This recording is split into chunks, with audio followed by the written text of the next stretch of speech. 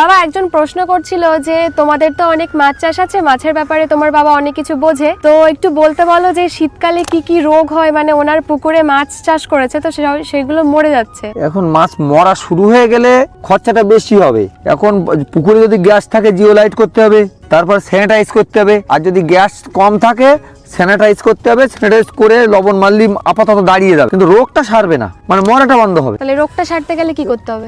রোগটা সারতে গেলে গ্যাসটাকে মুক্ত করতে হবে। মাটিতে গ্যাস জ্বলে না, মাটির গ্যাসের জন্য মাছের রোগ হয়। আমাদের এই মাছটা দেখেছো কত সুন্দর কালার এসছে, সোনার মতো জ্বলতিছে মাছ। এটা রুই মাছ? রুই মাছ। তা মাটির গ্যাসটা কাটবে কি করে?